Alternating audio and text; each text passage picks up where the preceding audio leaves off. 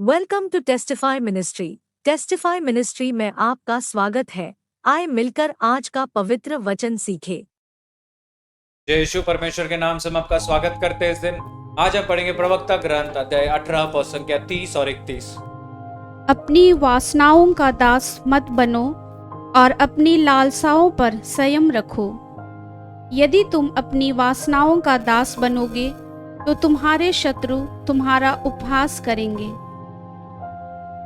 मेरे भाई और बहनों, हम जो भी पाप करते हैं हम उसके दास बन जाते हैं। अगर हम झूठ का पाप करते हैं तो हम उसका दास बन जाते हैं, वो हमारा आदत बन जाता है और हम किसी भी चीज में झूठ आसानी से बोल देते हैं। अगर हम घमंडी है तो हम घमंडी के दास बन जाते हैं। अगर हम बेविचारी है तो हम बेविचार का दास बन जाते हैं। अगर हमारे अंदर वासना है तो हम वासना का दास बन जाते हैं, क्योंकि हम उसमें ढल जाते हैं।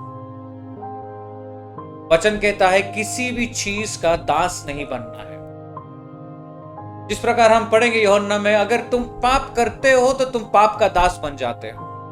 आज वचन वही कह रहा है, हमें किसी भी चीज का दास नहीं बनना है, क्योंकि तुम किसी भी चीज का दास बनते हो तो इसका मतलब तुम स्वतंत्र नहीं हो। वचन कहता है कि परमेश्वर हमें स्वतंत्र बनाता है।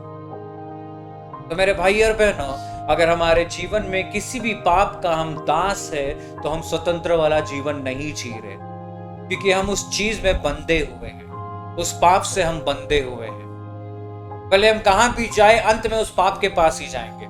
जिस प्रकार एक उदाहरण लेंगे, एक शराबी वो मौका ढूंढेगा शराब पीने की। घर में अगर कुछ दुखी है तो उसमें भी शराब पिएगा। पट्टे है तो शराब मंगाओ, कोई दुख है तो शराब मंगाओ, आज हम थके हुए तो शराब मंगाओ। मतलब हर एक चीज में वो एक बहाना ढूंढेगा शराब पीने के लिए।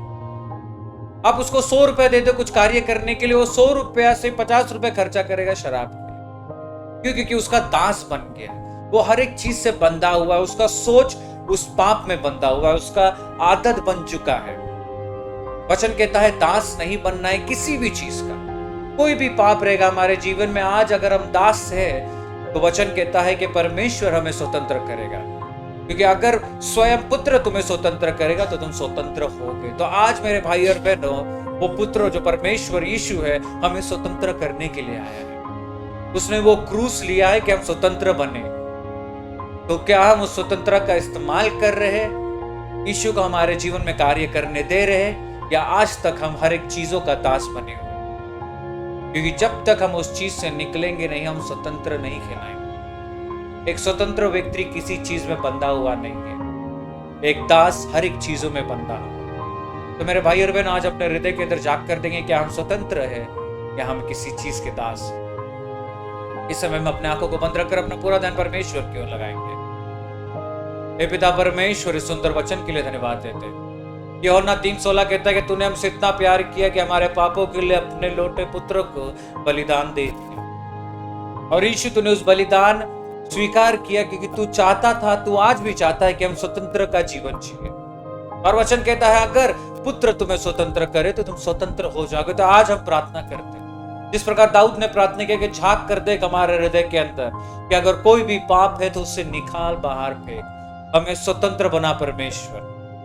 हर एक गलतियों से, हर एक कमजोरियों से जो हम जानकर अनजान कर करते हैं, हर एक चीजों से परमेश्वर हमें स्वतंत्रता की रास्ता लेके जा।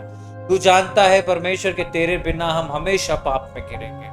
आज परमेश्वर हम अपने हृदय को खोलते, अपने जीवन को खोलते और कहते हैं झांक कर देख, और तेरे पवित्र आत्मा तेरे लहू से हमें शुद्ध कर, हमें स्वतंत्र बना के हम जो भी चीज करें पवित्र राह में चलते हुए करें। क्योंकि तेरा वचन कहता है मत्ती 5:48 में कि पवित्र बनो जिस प्रकार मैं पवित्र।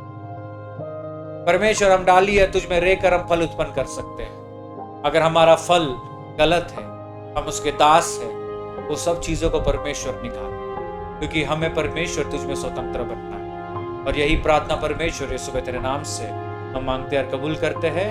आमीन। जय श्री